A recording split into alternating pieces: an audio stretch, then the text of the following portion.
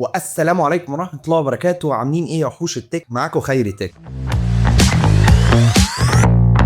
وفيديو النهارده رايق وجميل. ليه بقى رايق وجميل؟ لان انا جاي النهارده اقول لك في الفيديو ده على حاجه جامده قوي قوي قوي. فلو انت فيديو اديتور او فريلانسر او ديزاينر او اي حد بيشتغل عمل حر بشكل عام، دايما عندنا مشاكل ازاي نستلم الفلوس لو جايه لنا من بره. فالنهارده انا جايب لك الحل، وانا كنت جبت لك الحل قبل كده بس النهارده هعيده عليك، وكمان هعرفك شويه تطورات حصلت. والحل ببساطه هو ابلكيشن انسيف، وده واحد من اهم الابلكيشنز اللي تتعمل تديلك حسابين بنكيين، واحد بالجنيه الاسترليني والتاني بالدولار، وهتقدر تفتحه بطريقه بسيطه قوي عن طريق الباسبور بتاعك او بطاقتك، وهتعمل ايميل وباسورد وبرقم تليفونك، والموضوع مؤمن بالكامل، والموضوع سيكيور قوي لان هو مترخص من الهيئات الماليه في بريطانيا، فما عندكش قلق في حاجه زي دي. بس انا النهارده بقى مش جاي اشرح لك الابلكيشن ومزاياه على قد ما انا جاي اشرح لك ازاي تودع في الابلكيشن ده، خصوصا ان انا لما عملت الفيديو الاولاني كنت بتكلم انك تقدر تودع من فوري او كريدت كارد بتاعتك، ولكن دلوقتي الوضع اختلف، لانك دلوقتي للاسف ما تقدرش تودع عن طريق فوري او حتى كريدت كارد، بس تقدر تودع عن طريق كذا حاجه تانية، زي انك تحول تحويل بنكي، وده على الاغلب هياخد من 5 ل 7 ايام عمل بحد اقصى، او تقدر تودع عن طريق كريبتو، بس ده هيبقى على موقع insave.com، بتحول لحسابك عن طريق الكريبتو كورنسي او العملات المشفره او الرقميه. وفي بقى طريقه رايقه قوي لو انت انفلونسر او فريلانسر، وهي انك تقدر تبعت لانسيف عن طريق باي بال، وده بيتم بطريقه لذيذه جدا، ويمكن دي الطريقه اللي عجبتني جدا ان انا اشرحها النهارده، لانك بكل بساطه دايما باي بال هتبص تلاقي نفسك عندك مشكله ان باي بال بيفخس قوي في سعر الجنيه المصري لو انت حساب مصري، او حتى لو حساب دولاري فهتبص تلاقي نفسك بتخسر عمولات كتيره قوي كده. بس انسيف مختلف تماما، لانك تقدر طبعا تحوش عليه، في نفس الوقت هم عاملين اوبشن فوايد كده كاش ريورد دايما، او نظام الريوردز، وهي تقريبا 3 وكسور في المية، ولو انت على الباقه البرو بتبقى 4 وكسور. وفي نفس الوقت لو انت عايز تحول بالجنيه المصري من انسيف لحسابك المصري، فصدقني انت هتاخد اعلى ريت في البنك بالجنيه المصري او بايا تكن عمله بلدك. كمان يا صديقي عشان تربطه بباي بال، فانت كل اللي عليك انك انت هتدخل على باي بال وهتربط بنك بدل ما هتربط كارت، وده هيساعدك باختصار في ايه؟ هيساعدك لان مش كل الناس عندها حساب دولاري، وعشان كده انا جايب لك الحل ده، انك تقدر تربط باي بال. هتدخل على باي بال عندك وهتعمل ربط لحساب بنك، وعندك بقى في انسيف هتقدر تدوس على البنك الدولاري بتاعك وهتلاقي الديتيلز للاس اتش راوتنج. احنا هنحتاج الطريقه اللي بيدعمها باي بال، وهي طريقه الاس اتش راوتنج، وهيحتاج بعد كده باي بال ياكد او يعمل فيريفاي مع البنك بتاعك اللي هو جوه انسيف، وانت هتعمل التاكيد وهتبعت الكود وكله تمام، مبروك عليك ربطت باي بال. وبعد كده كل الحكايه بسيطه قوي، انك هتعمل التحويل التلقائي دايما على بنكك في انسيف، والموضوع مش هياخد ايام كتير، وهتبص تلاقي ان باي بال دايما في اي تحويل تلقائي هيتحول على انسيف. من انسيف بقى فانت تقدر تحول لنفسك عن طريق تحويل بنكي لحسابك الدولاري او حسابك المصري او حسابك اللي في دولتك لو انت في دوله عربيه مختلفه، وكده تبقى انت سهلت لنفسك جدا ان فلوسك بقت في امان، في نفس الوقت قادر تسحبها، تقدر تحولها بالمصري وتجيلك في الحساب البنكي عادي كحواله بنكيه، وتبقى انت مرتاح. ودي كانت طريقه سريعه حبيت اشرحها لك في طريقه الايداع والتحويل لانسيف. كمان انسيف عنده اكتر من طريقه للايداع غير باي بال وغير الطريقه اللي انا عجبتني. انت تقدر تودع عن طريق بايونير، او تستلم الفلوس بتاعتك عن طريق اب وورك، او حتى ويب سايت ديل. كمان تقدر لو انت حابب تقبض المرتب بتاعك دايما عن طريق انسيف، فانت ممكن تقبضه بكل سهوله لو انت بتتعامل مع شركه بره مصر او بتشتغل ريموتلي وما عندكش حساب بنكي بيقبل العمله الاجنبيه. وميزه بقى الموضوع ده ان انت عندك ارتكل كامله، او بمعنى اصح مقاله كامله تقدر تشرح لك طرق الايداع، زي مثلا انك ممكن تقبل من وايز، وكل طريقه مشروح جنبها الطريقه اللي تقدر تودع بيها. وزي ما قلت لك برضو انك عندك الكريبتو، والكريبتو بتكون بعمله اسمها ستيبل كوين، وده طبعا بيخليك تدخل على برنامج زي باينانس تشتري يو اس دي تي، واليو اس دي تي ده تحوله للستيبل كوين، وتحول عن طريق الترانزاكشن اي دي او معرف الدفع بتاعك يعني لمعرف الدفع بتاعهم، وهكذا. بس دي طريقه يمكن اغلب الانفلونسرز او اغلب الفريلانسرز ما بيمشوش بيها، عشان كده انا حبيت اشرح لك الطريقه الاسهل والاسلس اللي هي طريقه باي بال،